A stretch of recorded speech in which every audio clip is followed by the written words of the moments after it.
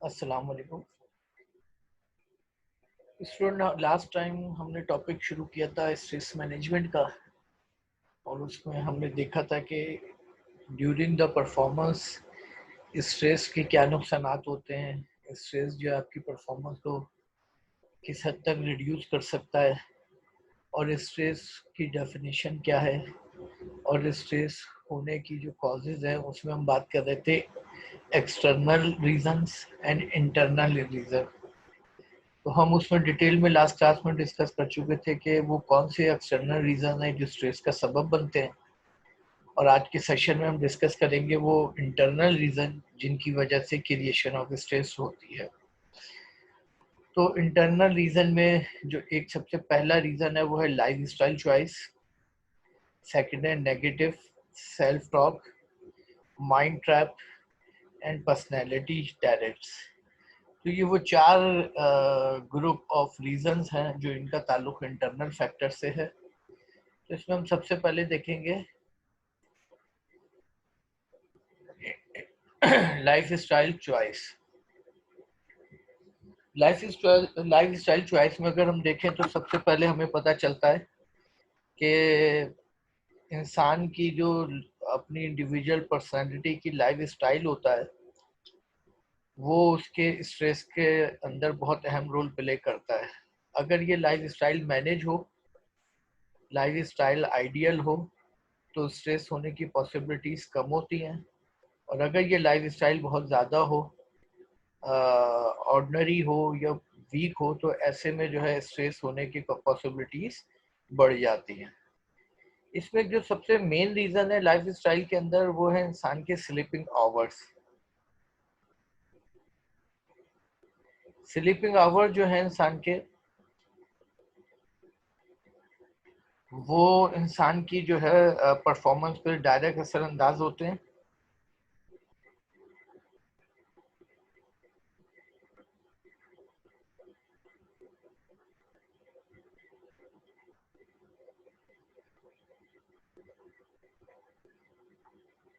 और sleeping hours अगर इंसान की जो है एक नींद पूरी नहीं होती तो उसकी ओवरऑल पूरे दिन की जो है तमाम एक्टिविटीज जो उससे मुतासर होती हैं।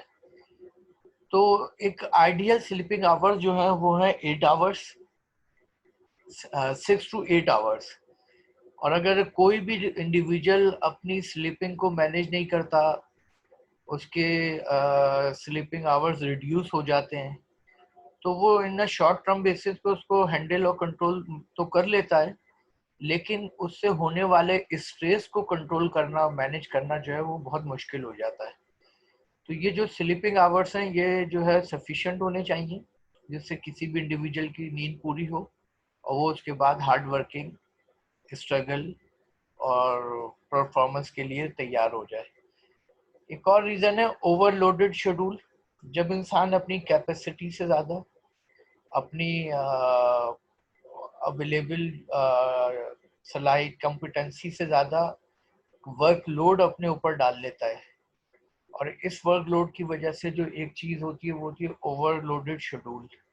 तो उसका शेड्यूल जो होता है वर्किंग का वो बहुत ज़्यादा ओवरलोडेड हो जाता है, और फिर जब वो अकॉर्डिंग टू डिमांड उस शेड्यूल की रिक्वायरमेंट को पूरा नहीं कर पाता, तो ये भी जो है एक बहुत बड़ा रीज़न होती है जिसकी वजह से वो अपनी परफॉर्मेंस को सही तौर पे परफॉर्म नहीं कर पाता। और यही वजह है कि वीक परफॉर्मेंस रीज़न बनती है क्रिएशन ऑफ स्ट्रेस का। तो अपने शेड्यूल को अपनी कैपेसिटी के मुताबिक रखना चाहिए कि कितना आप मैनेज कर सकते हैं, कितना आप हैंडल कर सकते हैं। दूसरा, अपनी स्लीपिंग आवर्स को कंप्लीट रखना चाहिए, और दूसरा काउंसलिंग, यानी आपको ऐसी चीज़ों का यूज़ करना चाहिए जो आपके लिए रेस्ट एंड रिक्रिएशन का सबब बन सके। तो ये लाइफ स्टाइल चॉइस जो है ये बहुत अहम होता है किसी भी इंडिविजुअल की परफॉर्मेंस में। फिर एक और जो मेन रीज़न है वो है हमारा नेगेटिव सेल्फ टॉक। हर इंसान बुनियादी तौर पर अपने आप से जो है कन्वर्सेशन करता है, कम्युनिकेशन करता है, और ये कन्वर्सेशन और ये कम्युनिकेशन जो है इंसान के मेंटली लेवल पर जारी सारी रहती है। जिस तरह एक इंसान किसी दूसरी पर्सनैलिटी से कम्युनिकेशन करता है, इसी तरह वो अपने आप से भी कम्युनिकेशन करता है। ये जो कम्युनिकेशन है ये भी रीज़न बनती है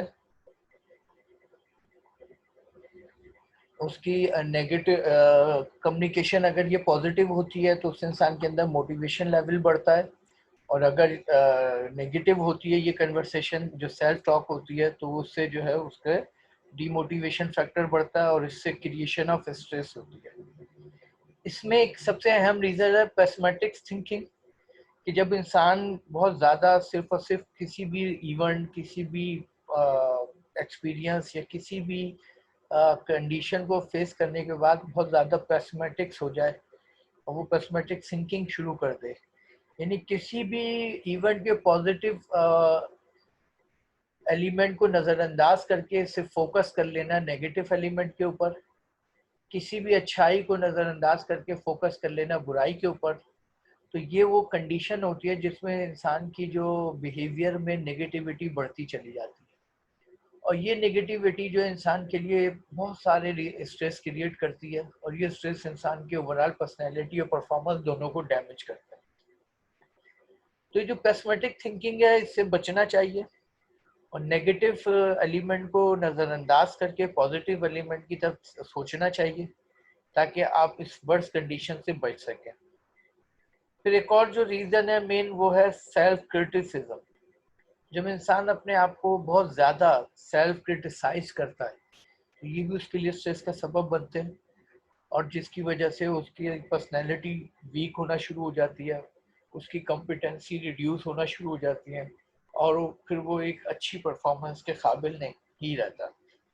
सेल्फ क्रिटिसाइज करना अपने आप को फ्यू एंड फार ज़रूरी होता है, इसके फ़ायदे होते हैं, लेकिन अगर मोस्ट ऑफ देम ज़्यादातर अपने आप को सेल्फ क्रिटिसाइज करा जाए तो ये आपके लिए अनफेवरेबल होता है, ये आपके लिए डेंजरस होता है, ये आपके लिए हार्मफुल होता है।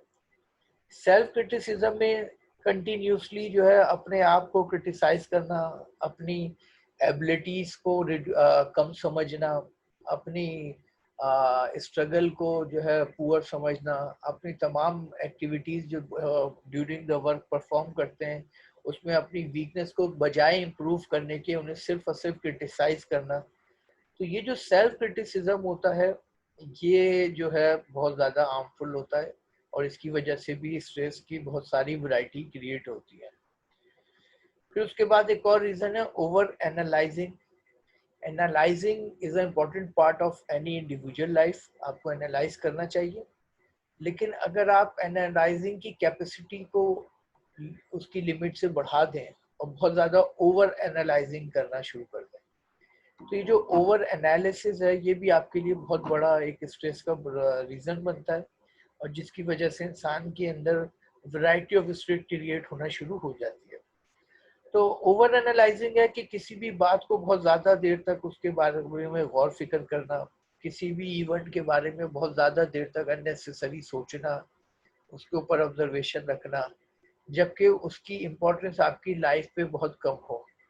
तो ओवर एनालिसिस यानी ओवर एनालाइजिंग करना भी एक बहुत ज़्यादा डेंजरस एलिमेंट है आपकी पर्सनैलिटी के लिए, और ये रीज़न बनता है क्रिएशन ऑफ स्ट्रेस का। फिर उसके बाद एक और जो इंटरनल स्ट्रेस में ग्रुप ऑफ रीज़न है वो है माइंड ट्रैप्स। माइंड ट्रैप्स के अंदर जो सबसे पहला पॉइंट है अनरियलिस्टिक एक्सपेक्टेशन। इस इंसान की जो बेसिक नीड है वो सोशल नीड है, और यही वजह है कि इंसान जो है बहुत सारे सोशल रिलेशन क्रिएट करता है। उसकी फैमिली होती है, उसके फ्रेंड्स होते हैं, उसके कुलीग्स होते हैं, उसके सुपीरियर होते हैं, उसके सबऑर्डिनेट्स होते हैं, और इंसान के सराउंडिंग में चारों तरफ जो है एक रिलेशन का जाल बिछा हुआ होता है। इन रिलेशंस के अंदर जो है हमारी कुछ लोगों से एक्सपेक्टेशन होती हैं और लोगों की हमसे कुछ एक्सपेक्टेशन होती है। ये एक्सपेक्टेशन जो है एक जनरल फेनोमेना है, यानी जनरल एक कॉमन सी वो रूटीन है, लेकिन अगर ये एक्सपेक्टेशन हद से ज़्यादा बढ़ जाए, ये एक्सपेक्टेशन अनरियलिस्टिक हो जाए, यानी जिनका रियलिटी से ताल्लुक ना हो। तो इन एक्सपेक्टेशन का फुलफिल ना होना ये बहुत सारे स्ट्रेस का सबब बनता है, और ये भी आपके लिए बहुत ज़्यादा नुकसानदेह है। यानी एक सबॉर्डिनेट किसी ऑर्गेनाइजेशन में एज ए सबॉर्डिनेट जॉब कर रहा है, और वो अपने सुपीरियर और मैनेजर से अननेसेसरी एक्सपेक्टेशन रख रहा है, उसकी मेच्योरिटी ऑफ प्रमोशन से पहले वो प्रमोशन की एक्सपेक्टेशन रख ले, वो फाइनेंशियल बेनिफिट में के बढ़ने से पहले उसकी एक्सपेक्टेशन रख ले, वो किसी भी तरीके से कोई अननेसेसरी एक्स्ट्रा एक्सपेक्टेशन रखना शुरू कर दे जो उसके इंटरनली माइंड के अंदर मौजूद हो, और सुपीरियर जब उसको फुलफिल ना करे, तो ये जो फुलफिल ना होने का सबब, वो अनएक्सपेक्टेड एक्सपेक्टेशन जो फुलफिल नहीं हो सकी, उस टाइम इंसान का अपने आप को मैनेज करना, हैंडल करना, कंट्रोल करना बहुत ज़्यादा डिफिकल्ट हो जाता है, और यही वजह है कि फिर वो अपने स्ट्रेस को मैनेज नहीं कर पाता। तो कोशिश ये करनी चाहिए कि जो एक्सपेक्टेशन रखें वो रियलिस्टिक हो, उनमें अननेसेसरी डिमांड, डिजायर, विशेस शामिल ना हो, ताकि उनके पूरा ना होने पे आपकी पर्सनालिटी डैमेज ना हो। सेकंड, हमारे पास जो माइंड ड्रग्स के अंदर है, टेकिंग थिंग पर्सनली। बहुत सारी, एक बहुत ही जनरल लाइफ के अंदर एक बहुत कॉमन प्रॉब्लम लोगों के साथ ये होती है कि वो बहुत सारी चीज़ों को पर्सनली ले लेते हैं, और ये पर्सनली लेने का मकसद ये होता है कि उससे वो अपने आप को बहुत ज़्यादा एम्बेरसमेंट में ले जाते हैं, बहुत ज़्यादा गिल्टी फील करने लगते हैं, और नतीजा ये होता है कि इससे उनकी जो पर्सनैलिटी है वो टाइम टू टाइम रिड्यूस होना शुरू हो जाती है, वो कॉम्प्लेक्स इंफिनिटी में चले जाते हैं, और नतीजा ये होता है कि वो फिर अपने आप को मेंटेन नहीं कर पाते, अपने आप को स्टेबल नहीं रख पाते। तो बहुत सारी जिंदगी में ऐसे काम, ऐसी इवेंट, ऐसी चीजें होती हैं जिसमें कोई नेगेटिव रिएक्शन होता है, वो नेगेटिव रिएक्शन को जो आपका इंडिविजुअल जिससे ताल्लुक नहीं है उसको कभी भी पर्सनली नहीं लेना चाहिए। इसकी एग्जांपल है कि बीइंग ए मैनेजर, एक सुपीरियर ने अपने 5 सबऑर्डिनेट में से किसी एक की वीक परफॉर्मेंस पे उसको पॉइंट आउट किए बगैर उस रिड्यूस परफॉर्मेंस के बुनियाद पर कोई एडवाइस, कोई लेक्चर या कोई क्रिटिसाइज किया, और उसके लेक्चर या उसकी क्रिटिसिज्म में टारगेट आप नहीं थे, लेकिन आपने अपने आप को समझना शुरू कर दिया, और आपको अपेरेंटली ये नहीं लग रहा कि मैंने तो ऐसी कोई नेगेटिव एक्ट किया नहीं, मेरी तो परफॉर्मेंस परफेक्ट है, उसके बावजूद जब आप उसको पर्सनली लेंगे तो ये वो परेशानी की कैफियत होगी जो स्ट्रेस का सबब बनेगी। तो हर चीज को पर्सनली नहीं लेना चाहिए, पर्सनली लेने से जो है आप अपने आप को कंट्रोल और एडजस्ट नहीं कर सकते। थर्ड जो हमारे पास रीजन है वो है ऑल और नथिंग थिंकिंग। इंसान का माइंड, इंसान के मतलब पर्सनल, इंसान का माइंड है, इंसान की पूरी बॉडी को कंट्रोल करता है, लेकिन इंसान खुद अपने माइंड को बहुत ज्यादा कंट्रोल नहीं कर पाता। अब इसमें दो कंडीशन होती हैं। एक कंडीशन तो ये होती है कि कभी वो कुछ भी नहीं सोचता, और कभी वो इतना सोचने लगता है कि जो उसके डोमेन में नहीं है वो उसके बारे में भी सोचने लगे। ये दोनों कंडीशनें बड़ी वर्स हैं। अगर आप कुछ भी नहीं सोचेंगे तो ये भी आपके लिए खतरनाक है, हार्मफुल है, क्योंकि ये आपके लिए केयरलेसनेस, लापरवाही का सबब बनेगा, और ये जो लापरवाही का बिहेवियर होता है ये आपकी परफॉर्मेंस के लिए बड़ा नुकसानदेह होता है।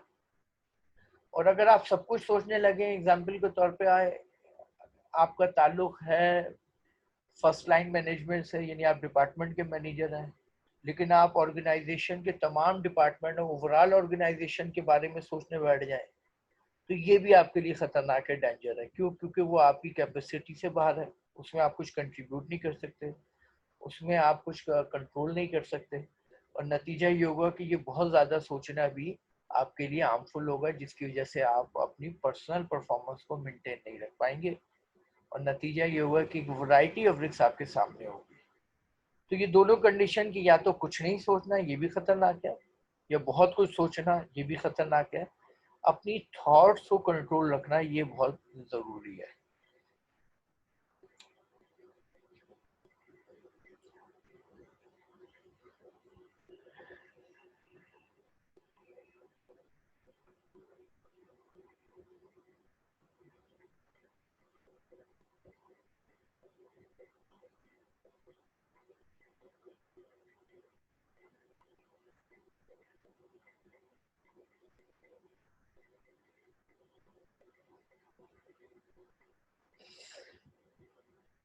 एक और जो हमारे पास कंडीशन आती है वो आती है एग्जीग्रेशंस, यानी अपनी परफॉर्मेंस के होने वाले किसी भी रिजल्ट को कभी भी उससे मुतमईन ना होना और बहुत ज़्यादा फिक्रमंद रहना कि जो भी आपने परफॉर्म किया है उससे और ज़्यादा बेहतर या और ज़्यादा अननेसेसरी है बेस्ट परफॉर्मेंस या इस तरह का जो है क्राइटेरिया डेवलप करना, ये भी आपके लिए जो है स्ट्रेस का सबब बनता है।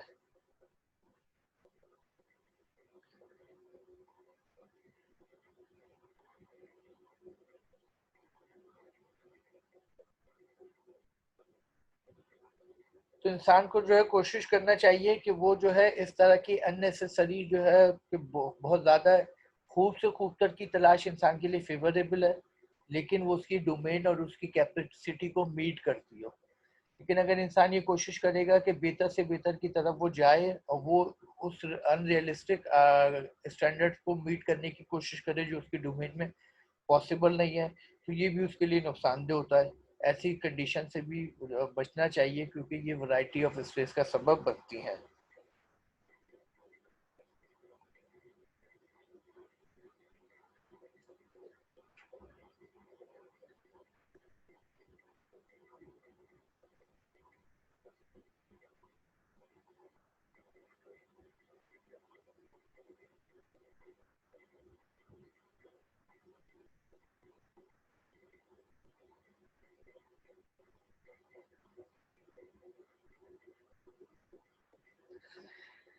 रिगिड थिंकिंग भी हमारे लिए स्ट्रेस का सबब बनती है। रिगिड थिंकिंग वो होती है जो एक पैरेलल सेम डायमेंशन में चलती रहे और आप अपनी थॉट्स को अकॉर्डिंग टू नीड तब्दील ना कर सकें। इंसान की किसी भी इंडिविजुअल की जिंदगी में change is the indication of normal behaviour और constant in thinking is the abnormal behaviour. इंसान की एक फितरतन एक नॉर्मल होने का जो सबसे वाज़ह निशानी है कि उसकी गुजरते हुए वक्त के साथ, गुजरते हुए एक्सपीरियंस के साथ और लर्निंग के साथ उसकी थॉट्स में चेंजिंग आनी चाहिए। और अगर ये चेंजिंग ना आए और ये चेंजिंग जो है कम हो, ये चेंजिंग ना होने के बराबर हो और वो सेम उसी तरीके से the way of living, the way of thinking रखे, तो ये भी एक बहुत बड़ा जो है एक नेगेटिव साइन होता है। और ये रिगिड थिंकिंग भी जो है उसके लिए बहुत बड़े स्ट्रेस का सबब बनती है। तो हमें बचना चाहिए इस तरह की थॉट से, रिगिड थिंकिंग टाइप जो हमारे लिए स्ट्रेस का सबब बने। उसके बाद नेक्स्ट जो हमारे पास इंटरनल स्ट्रेस में है वो है पर्सनैलिटी टैरेट्स। पर्सनैलिटी टैरेट्स के अंदर जो हमारे पास सबसे अहम पॉइंट है वो है परफेक्शनिस्ट। अगर इंसान अपनी जिंदगी में किसी स्टेज पर पहुंचकर अपने आप को बहुत ज्यादा परफेक्ट समझने लगे और ये परफेक्शनिस्ट जो उसकी थॉट्स होगी वो उसकी लर्निंग को मुतासिर करेगी और उसकी लर्निंग मुतासिर होने का मकसद ये है कि वो लर्निंग करना छोड़ देगा। और जब वो लर्निंग करना छोड़ देगा तो नतीजा ये होगा कि उससे उसकी जो है परफॉर्मेंस मुतासिर होगी। आप अपने कैरियर की अचीवमेंट में, अपने लाइफ की अचीवमेंट में चाहे कितनी स्पीड से कितने ही चीज targets and goal objective achieve कर लें, लेकिन आपकी जिंदगी का कोई भी स्टेज आपका लास्ट स्टेज अचीवमेंट का नहीं हो सकता। वहाँ पे बेहतर से बेहतर अपॉर्चुनिटीज अवेलेबल होंगे। अगर अपने आप को बहुत ज़्यादा परफेक्शनिस्ट समझना कि आप बहुत ज़्यादा परफेक्ट हैं, आपको किसी की एडवाइस की ज़रूरत नहीं है, आपको किसी की हेल्प की ज़रूरत नहीं है, तो ऐसे में इंसान जो है कुछ ऐसे डिसीजन लेता है जो ओवर कॉन्फिडेंस का सबब बनते हैं और ये भी आपके लिए फिर आने वाली बहुत सारी वैरायटी ऑफ स्ट्रेस प्रॉब्लम की सूरत में आपके सामने आ जाती है।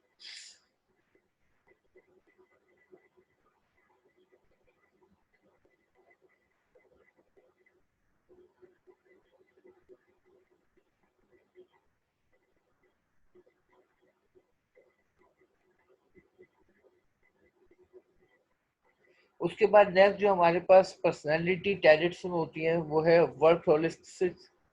ये भी वो कंडीशन है कि इंसान जब अपनी जिंदगी में बहुत ज़्यादा प्लान करता है, बहुत ज़्यादा चैलेंजिंग गोल डिटरमाइन करता है, इंडिविजुअल गोल्स एंड ऑब्जेक्टिव, तो वो उसके लिए हार्ड वर्किंग करता है, स्ट्रगल करता है। और ये हार्ड वर्किंग और स्ट्रगल अगर बहुत ज़्यादा बढ़ा दी जाए तो ये शॉर्ट टर्म में तो आपके लिए फेवरेबल होता है, लेकिन लॉन्ग टर्म में इसके नुकसानात होते हैं, क्योंकि आप फिजिकली अनफिट हो सकते हैं।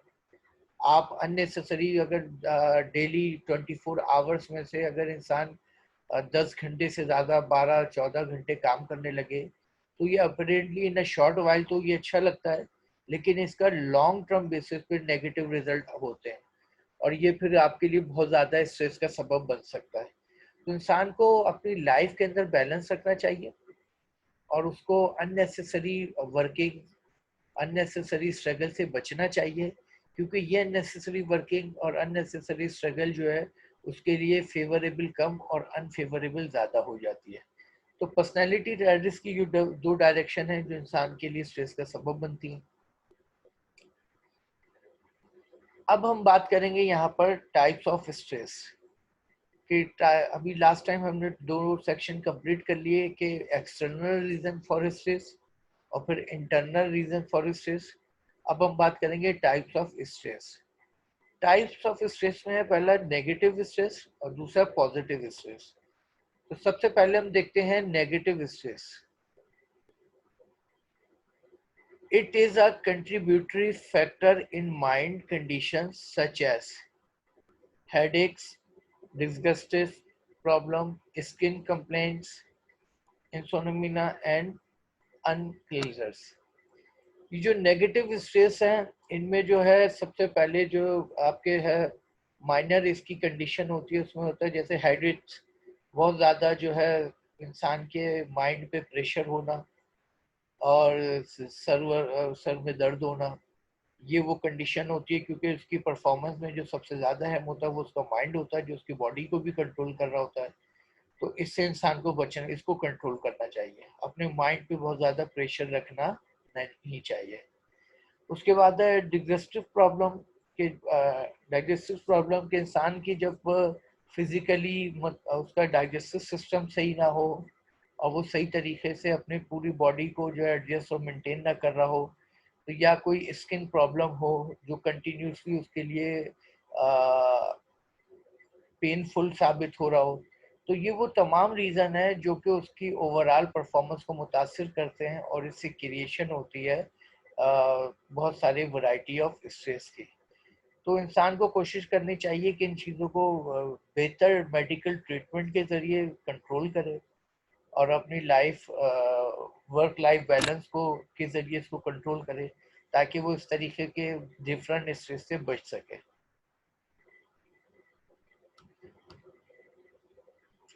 उसके बाद नेक्स्ट इसमें excessive prolong and unrevealed stress can have a harmful effect on mental and physical and spiritual health। इंसान की जो हेल्थ की डायरेक्शन होती है वो 3 तरह की होती है। एक होती है मेंटल दिमागी, एक होती है फिजिकल जिस्मानी, और एक होती है स्पिरिचुअल रूहानी।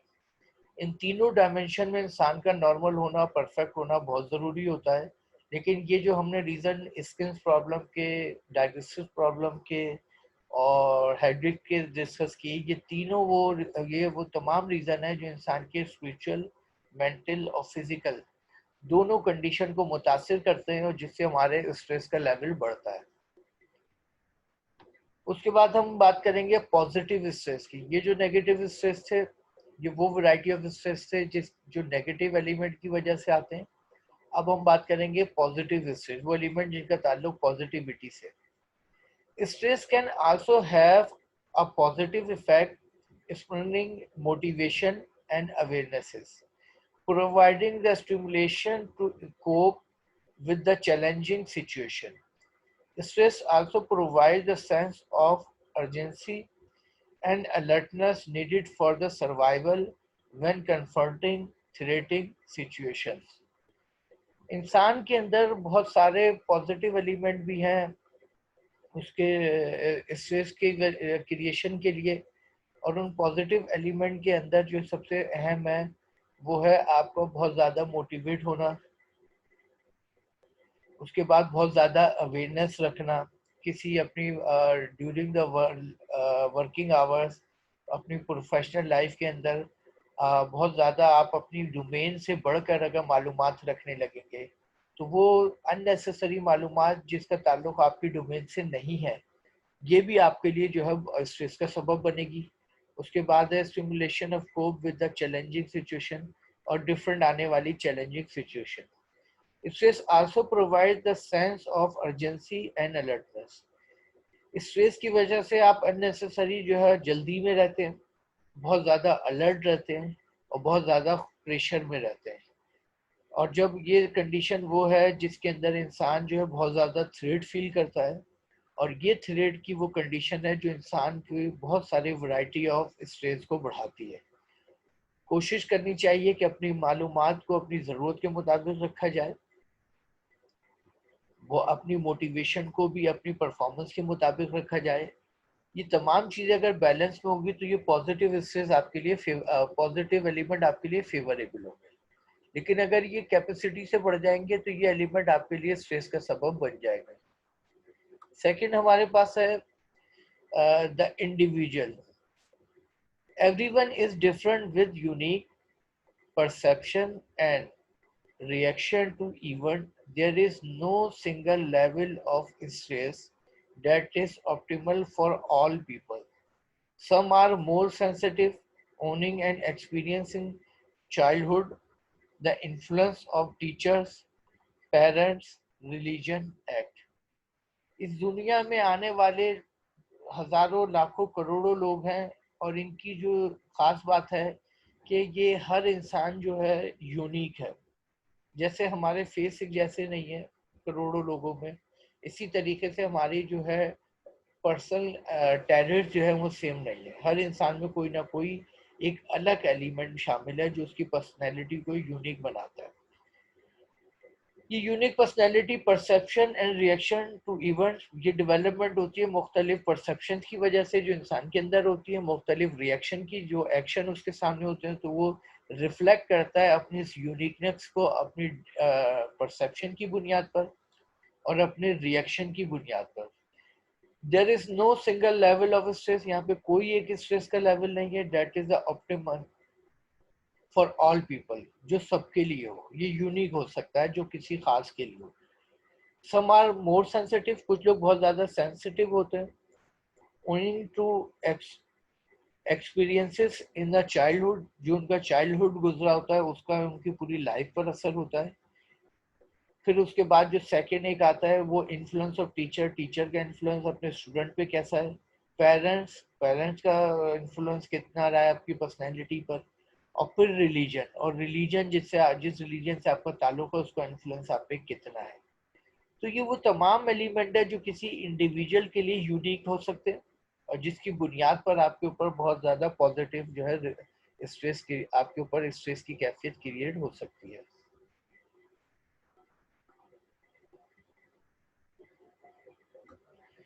Most of the stress were experience itself generated how we perceive life.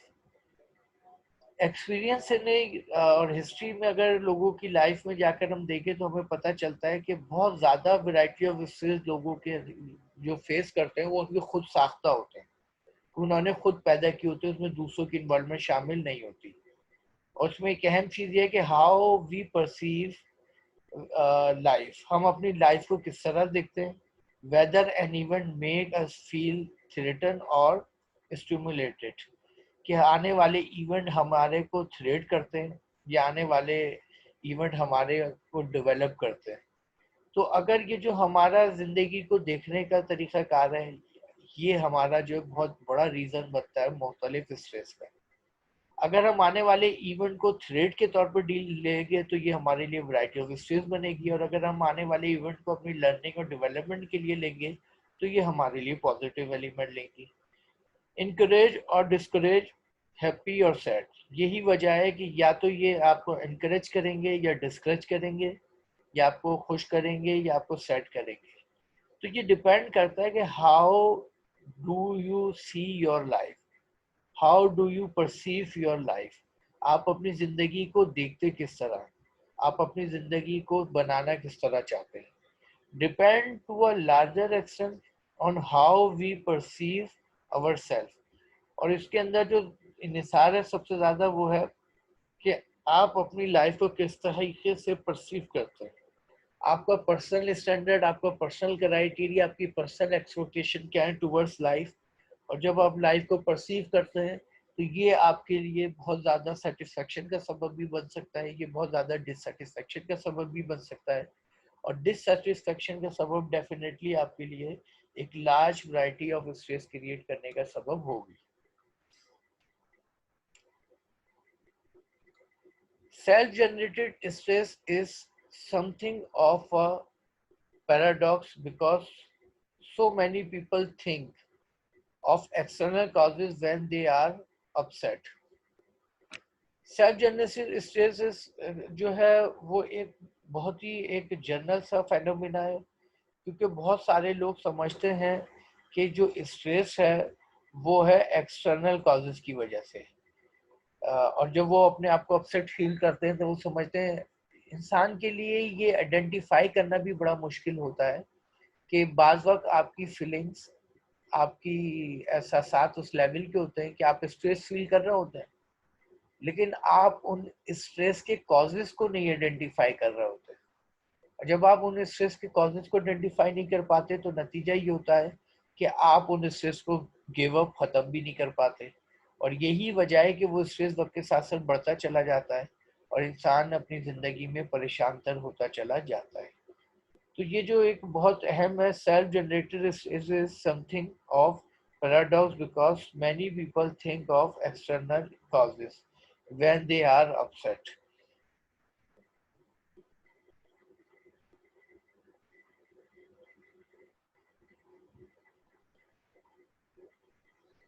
Recognizing that we create most of our own upset in an important first step towards the coping with them. ये इंसान के लिए पहचानना बहुत ज़रूरी होता है कि जब वो अपसेट होता है तो उसका जो first step towards the कॉपिंग with them, तो उसका जो फर्स्ट स्टेप उसके बाद होता है वो क्या होता है। अगर आप अपसेट हैं और आप उस अपसेट में जो नेक्स्ट स्टेप लेंगे वो मजीद आपके लिए स्ट्रेस के क्रिएशन का सबब बनेंगे, तो ये आपकी वर्स्ट तर कंडीशन होती जाएगी। और अगर आप अपसेट हैं और उसमें आप कोई पॉजिटिव स्टेप लेंगे तो ये आपकी स्ट्रेस को रिमूव करने और आपके अपसेटनेस को ख़त्म करने का सबब बनेगी। तो ये जो कंडीशन होती है, अपसेट होना खतरनाक नहीं है, लेकिन अपसेट होने के बाद अगला कदम उठाना खतरनाक है।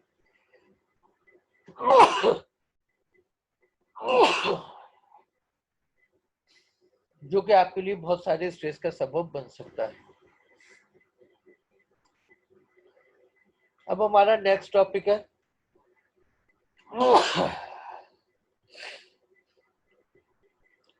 स्ट्रेस रिस्पॉन्स, कि स्ट्रेस की कंडीशन में हमें रिस्पॉन्स किस तरह करना चाहिए। तो हम नेक्स्ट ये आज के सेशन को यहीं पे वाइंड अप करेंगे और इसको इंशाल्लाह हम नेक्स्ट क्लास में नेक्स्ट सेशन में शुरू करेंगे कि how to response after stress.